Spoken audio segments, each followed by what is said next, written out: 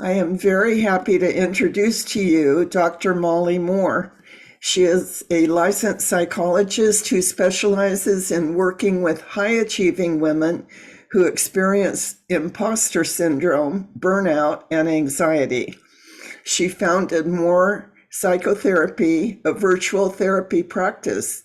She helps motivated women leave behind the constant overwhelm and self doubt that keeps them stuck. That's a worthy goal. Congra- Yeah. Congratulations for the publishing of your article on Authority Magazine titled Five Effective Strategies for Mental Well-Being. And thank you for being here with me today. Oh, thank you. You stated that you've always been interested in human behavior, emotions, and developing deep connections with others. Can you identify any events or conditions in your childhood that planted those seeds? Yes. So I grew up in a military family. And so we moved around when I was a child, we moved around very frequently. And it was through that experience that I was able to kind of see the importance of relationships, of starting relationships when you move to a new place, building those relationships, but then keeping some of those relationships kind of going even after you move, while some of them do kind of end, as you move there. And so that experience really kind of gave me my value for relationships. And it wasn't until when I was an undergrad, I changed my major 3 times. And I had been through my own therapy as a teenager. I thought maybe I want to be a therapist. But I was halfway through my junior year in undergrad and went very far into education, actually, and realized this is not what I'm passionate about. So I made the leap to change my major right before my senior year, and my parents were like, "What are you doing?" But I somehow still graduated on time, and haven't looked back since. You probably graduated on time because you're one of those high achiever women, right? Yes, I think there were a couple semesters where I took like 18 or 21 credit hours. Oh my God. And I would never recommend that, do as I say, not as I did type of thing. You are currently a psychotherapist, of course, but Yes. also a wife, a mother, daughter, sister. How do you juggle all of those roles and responsibilities? Oh, it's a lot. So my daughter is 9 months old. And so I think it has been a huge transition, um, since having a child to realizing my capacity looks different. And so I think I've had to be really honest with myself about what I can do, what I can't do, and what my priorities are in this season of life. And so I think coming to terms and kind of accepting that there's going to be seasons of life where there's going to be different priorities has been helpful for me. So I'll check in with myself and kind of go, what's my priority in this season of life? And am I living in a way that's in alignment with those values? And if I'm not, are there changes that I could make? Yeah. So, for example, like in a really busy season of life, I may not have as much time for physical activity or for long phone calls, but are there other ways that I can make sure that I'm getting those needs met in that busier season? I do not have it all figured out, and that's something that I tell my clients. I am not this expert that has it all figured out. I'm constantly learning and failing, and I think that's just part of being a human too. Someone I interviewed said that when a child is born, particularly a first child in the family, three new people are born. Like you're a new person, your Yes, father's a new person, yes. as well as that new life that you've brought into the world. Everything Yeah. has to shift and change and grow. And I think for being a high achiever, and I see this with my clients as well, that can be really difficult Yes. when the way that you're used to operating or what success has looked like previously, it looks differently. And so that can be really, really hard for a lot of my clients. And so in therapy, we really work on kind of one, looking at their value system and what's helpful for them, but then also redefining what does success look like. Because that looks vastly different as a mom and a small business owner and a wife and a daughter. It's a lot. Well, the priorities have to shift as our circumstances shift. We have to make room for new things. How have you dealt with the part of you that you said was a people pleaser? Oh, yes. I think having a child has helped that part of me a lot. Um, and I think part of it is because, as like what you just said, my priority has shifted, and my daughter in my immediate family is my main priority right now. And so that does kind of mean that I can't take on as much as I used to. And so there's a disappointment in me, but then also, that fear of like letting down others. And I think that's really a hard thing to do when your priorities shift, and or for some of my clients who start to put themselves first, is experiencing this guilt. If I assert for what I need, if I take a moment to myself, if I say no to something that I really want to do and I know that I could do well at it, there can be a lot of guilt that comes up with that. And I think realizing that guilt is a normal human emotion, but that everything is temporary. So just because I'm saying no to something right now, on the flip side of that, I'm saying yes to being able to be more present with my daughter, to spend more time, to have my voice being heard. So providing a little bit of a reframe there of like, yes, it sucks that you might have to ruffle a few feathers, but what are you getting on the other end of it? And I think that gets lost for a lot of people who engage in people pleasing tendencies, myself included. None of us can do it all, can we? No, and I think that's so hard for, folks like me and for high achievers if we're used to doing it all and doing it well. And when something maybe happens in our life that like throws it off course, that can be really difficult and hard. When have you experienced the greatest level of anxiety and how did you handle it?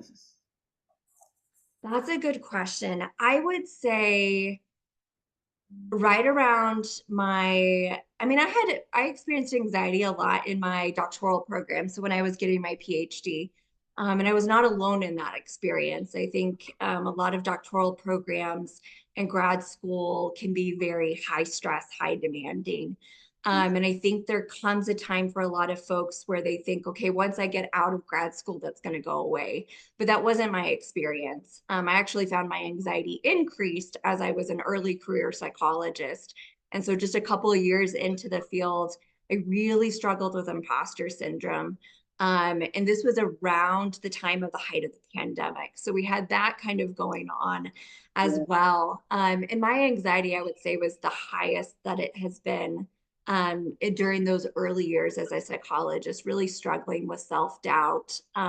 Even though I had the PhD, I thought, once you have the PhD, that solidifies it. It didn't. And so that was a time where I really struggled with anxiety.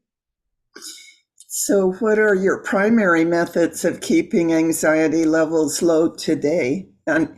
And that time when you were feeling the most self-doubt, what what pulled you out of that or made it get better? I think it's, I think when I think about this question, I think about what are the day-to-day things, and then what are the things that are maybe more longer term goals to kind of help with that anxiety. And so for me, the day-to-day the things, and it sounds really simple, but the day-to-day things are, have I drank water today? Am I making sure that I'm eating regularly? Am I moving my body, even if it's just for 5 minutes? And so during that time, when I was really struggling with self-doubt, that would be, okay, I'm going to go for a 5 minute walk outside or a 10-minute walk outside, just to kind of move my body in between clients, making sure that my water is filled up. Another thing that was really helpful to me too was leaning on my support system. So my husband is my greatest source of support. And so just letting him and even my friends know, like, hey, I'm really struggling today, which can be hard for folks who like to appear that they have it all together, which are a lot of my clients. It can be hard to say, hey, I'm really struggling right now. I have found yoga to be immensely helpful, and a lot of these day-to-day things don't necessarily make anxiety go away, but it does help you be able to kind of tolerate the anxiety and cope with it. And then some of those longer term things, of course, therapy has been really helpful for me. I will always be in and out of therapy. I think as a therapist, I need to know what it's like to be on that end of the couch and make sure I'm taking care of my stuff so that I can be there for my clients. Talking with medical providers, if medication could be helpful during that time. And so it's more about kind of finding what works best for each person. Not one thing is going to be the Yeah. the magic wand for everybody, even though clients wish it and I wish it too. So I find those day-to-day things help anxiety kind of keep it low, but then looking at going into therapy myself, talking to my provider about other ways or any underlying things that could be kind of going towards anxiety helps in the longer term. You recommend making friends with anxiety, which is the first time I've heard it phrased exactly like that. So describe how that works. Yes. So in therapy and in my own personal therapy, but then in the work that I do with clients, I do a lot of what is called parts work. And so basically what that means is that it kind of takes the stance that we have all different parts to ourselves. That doesn't mean that we have multiple personality disorder or anything like that. But there's a high achieving part of you or a people pleasing part of you, the academic part of you, and so anxiety is a part of us, it's not all of us. And so a lot of clients, and myself included, really want to get rid of that part. We're constantly overwhelmed, we're anxious, we are not getting good sleep, we might be more irritable with our loved ones, and we don't like that. We want to get rid of it. But what I do with my clients is really go, okay, this part of you is actually trying to help you. What does it want for you? So for my high achieving clients, we really see that self-doubt part or that anxiety part really wants them to succeed. So it's going to overthink everything that they did. It's going to replay that social situation that they had or the perfectionism, go over that email before they hit send to their boss. And I think once we can kind of really understand that part, instead of trying to get rid of it, once we understand that part and its positive intent, we can then work with it in a different way. It's the same thing as emotions. If we try to push emotions down, down, down, which I do too, they're just going to come up and even stronger. But if we can kind of befriend our emotions and befriend these parts of us, it can create a more rich, fulfilling experience. It makes me think of the movie Inside Out. I don't know if you've seen it, I but don't know. oh, you'll have to check it out. Okay. But it does a beautiful job. It's a kids animated movie, but does a beautiful job at looking at the different parts of us and how they're all part of our system and how they can work for us in a better, healthier way. I'll be sure to look it up. I love it that you check in with yourself several times a day asking, what do I need right now? Or what does this part of me need right now if Yes, I'm feeling yes, anxious? Is that right? yes. What are some of the things that you regularly need? Oh, I love that question so much. And especially when you said like checking in with the different parts of me, what does this part need right now? Um, and I want to preface it too that this isn't a skill that I've like mastered or that I do effortlessly every single day. Yesterday was a day where by the end of the day, I was like, whoa, I did not check in with myself. Um, so I try to do it, but again, it's hard. I'm human. And what I find most often is two things. One, I think in this season of my life, I need more rest and more slowness and stillness.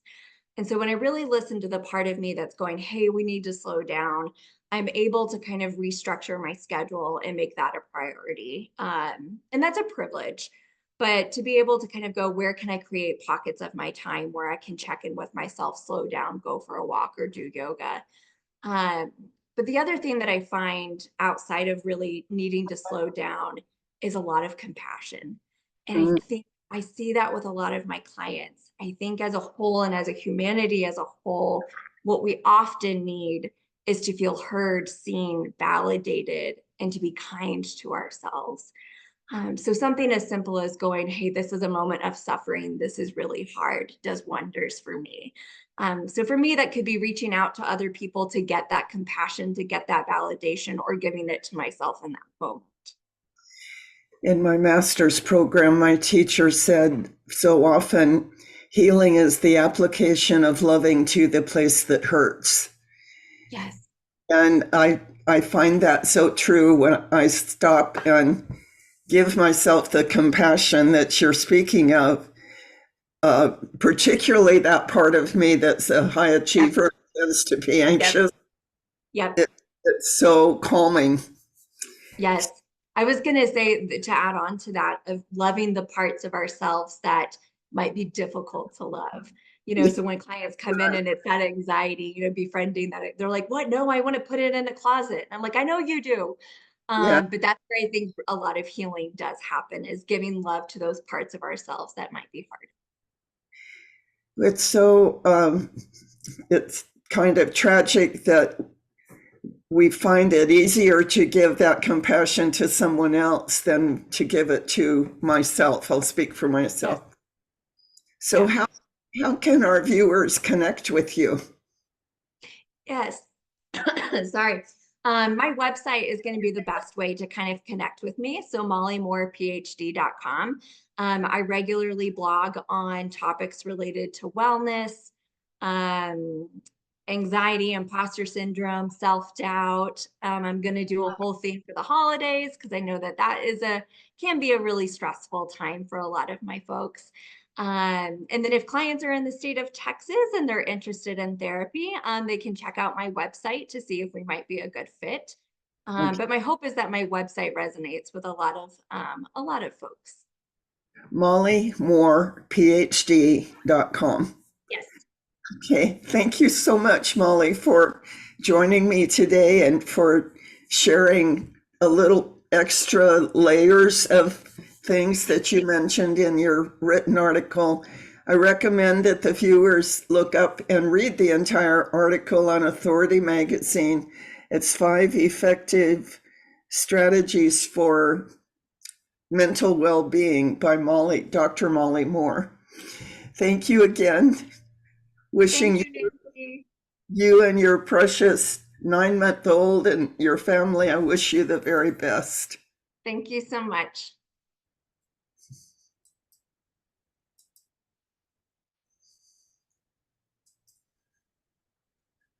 I always have trouble figuring out how to stop the recording.